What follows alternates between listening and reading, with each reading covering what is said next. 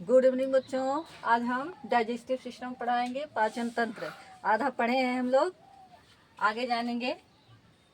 पाचन क्रिया की शुरुआत मुख से होती है। पाचन क्रिया की शुरुआत पहले मुख से होती है, फिर ग्रास नली, ग्रास नली से अमाशय में, अमाशय से छोटी आंत, छोटी आंत से बड़ी आंत।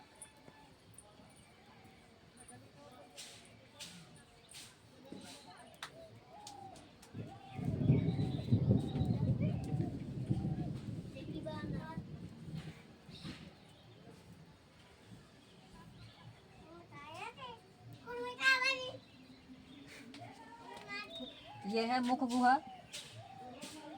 मुख गुहा, बक्कल कैविटी। मुख गुहा में दांत, दांत कल हम बताए थे। उसके बाद लार है। लार में 4 एंजाइम, लाइसोजाइम, म्यूलिन, डायस्टेज और टाइलिन। ठीक। लाइसोजाइम क्या करते हैं? जीवाणुओं को मारते हैं। और म्यूलिन क्या करता है? भोजन को चिपचिपा बनाता है, जिससे सरल माध्यम से ग्रास नली से सहायता से अमाशय में भोजन आ सके। ठीक। उसके बाद ये है ग्रास नली, ये है ग्रास नली। ग्रास नली में भोजन, ग्रास नली में कौन सी क्रिया होती है? क्रमानुकुंचन क्रिया होती है। क्रमानुकुंचन क्रिया होती है। ठीक।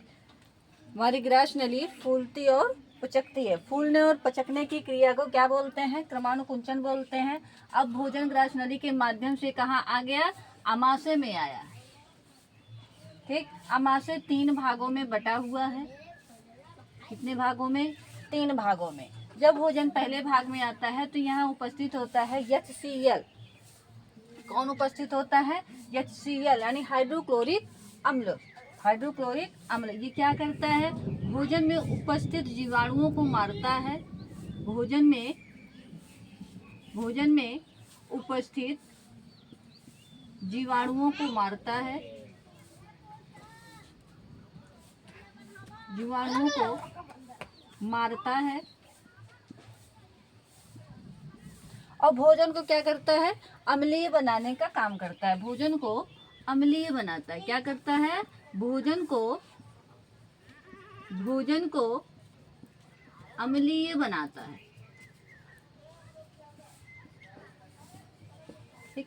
हाइड्रोक्लोरिक अम्ल भोजन में उपस्थित जीवाणुओं को मारता है और भोजन को अम्लीय बनाता है। उसके बाद भोजन यहाँ आता है, दूसरे भाग में आता है, तो यहाँ होता है रूजी। ये होता है रूजी, होता है रूजी होता है।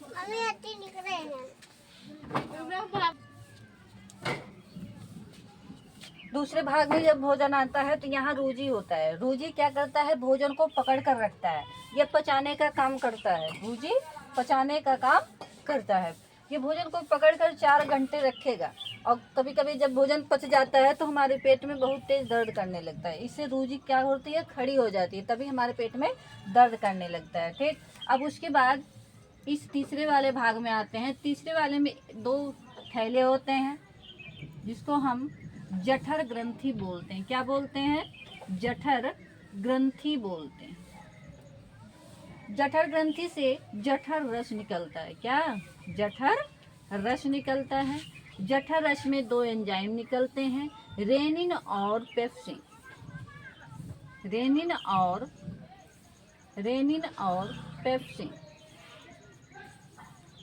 ठीक। फिर से देखते हैं। मुख से भोजन को हम लोग ग्रहण किए, दांत द्वारा उसको कूचा गया, चबाया गया। ठीक। लार में उपस्थित एंजाइम लाइसोजाइम जीवाणुओं को मार देता है। म्यूलिन भोजन को चिपचिपा बना देता है। डायस्टेज और टाइलिन स्टार्च का पाचन कर देते हैं। फिर उसके बाद जब लार मिल जाता है, भोजन चिपचिपा हो जाता है, तो ग्रास नली के माध्यम से धीरे धीरे वह अमाशय में जाता है। अमाशय के पहले भाग में क्या होता है? HCl होता है, जो भोजन को अम्लीय बनाता है और भोजन में उपस्थित जीवाणुओं को मार देता है। ठीक। उसके बाद दूसरे भाग में रूजी है। रूजी उपस्थित है, जो भोजन को जकड़ कर रखता है और भोजन को पचाता है। और जब भोजन पच जाता है तो वह अपने आप फिर से खड़ी हो जाती है। उसके बाद पेट में दर्द करने लगता है, तो हमें पता चल जाता है कि हमें भूख लग गई, हमें भोजन की जरूरत है। ठीक। तीसरे भाग में जठर ग्रंथियां होती हैं, जठर ग्रंथि से जठर रस निकलता है। उसके बाद जठर रस से 2 एंजाइम निकलते हैं, रेनिन और पेप्सिन। रेनिन क्या करता है? दूध का पाचन करता है, दूध का पाचन करता है। ठीक। और पेप्सिन क्या करता है? पेप्सिन, रेनिन दूध का पाचन करता है, पेप्सिन क्या करता है? प्रोटीन का पाचन करता है।